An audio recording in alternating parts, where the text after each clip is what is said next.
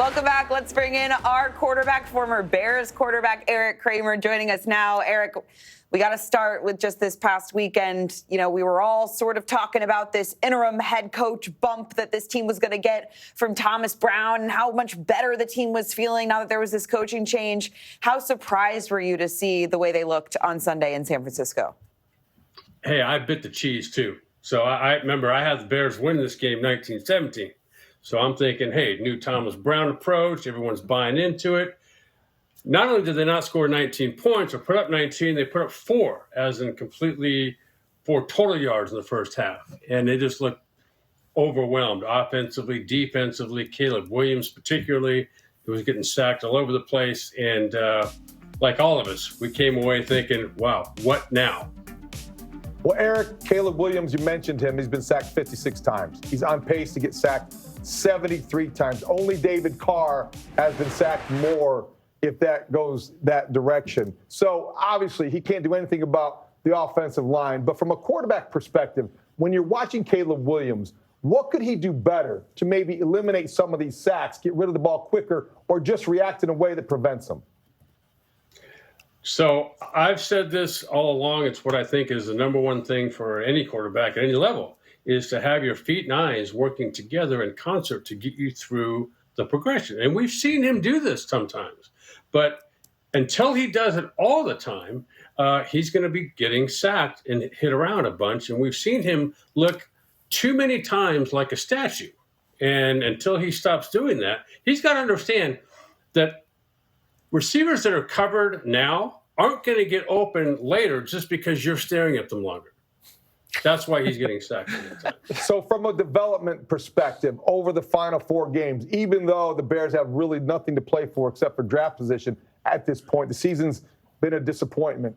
What can he do over the final 4 weeks in terms of development to make him better so the arrow's pointing up for Caleb Williams?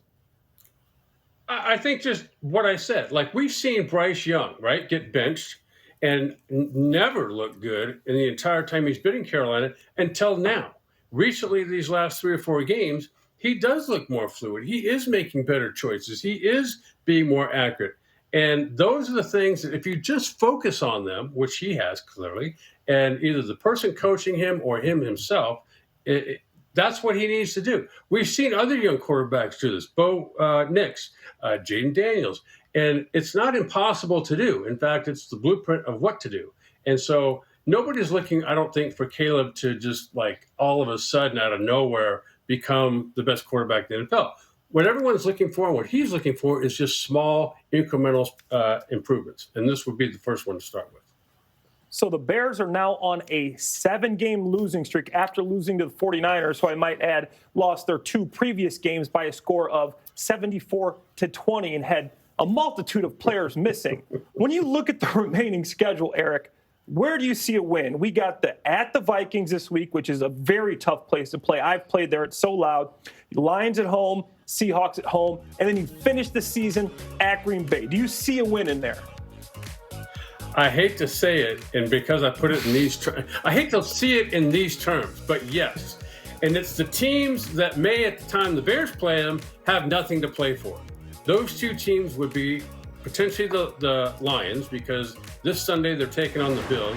And should the Lions win at home, which most likely they will, that'll be the 4th loss for the Bills. Meaning, by the time the Bears roll around on the Lions schedule, they may have, playoff-wise, already locked up home field advantage. And so players like Jared Goff and other players on offense and defense, the Bears might not see at full strength. That could be a win. Also, I could say the same thing for the Packers, because they're the last game of the season. And by then, there might not be anything the Packers could do to move up or down. And so a loss there is not going to kill them. And therefore, that way you might see maybe Jordan Love and Josh Jacobs and some of their better players. So I hate to put it in those terms, but we almost have to at this point, because teams that are at full strength, the Bears clearly don't have a chance. I don't see Green Bay sitting anyone in that game. They don't want the Bears to win. All right, Erik, real quick before we let you go, we want to get your unsung hero, okay? So if Chicago is to finish the season on a positive note, okay, not necessarily win, but just end the season on a positive note, who needs to be the Bears' unsung hero in these final 4 games? DeAndre Swift. because this is he's the most dynamic superstar that isn't being treated as such in Chicago. Remember, Saquon Barkley, for everything he's doing this year, DeAndre Swift was doing that the year before. That's why the Bears went and got him, because he's a home run hitter, both in the running game and the passing game. And yet the Bears have one of the best run blocking offensive lines in the game, and yet don't somehow utilize DeAndre Swift. He doesn't need a lot of big spaces to go crank up touchdowns. And I don't understand why that's not happening. So over these last 4 games, the Bears, settle in on what you're already good at, which is running the football. So double down on that. DeAndre Swift should come out of every game clearly well over 100 yards, and that's just the running game.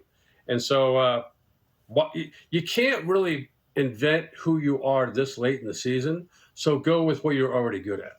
Great stuff. Erik Kramer, again, Unsung Hero, brought to you by St. Xavier University. Erik, we so appreciate your time, my friend. Have a great week. Thank you. Appreciate it. See you guys next week.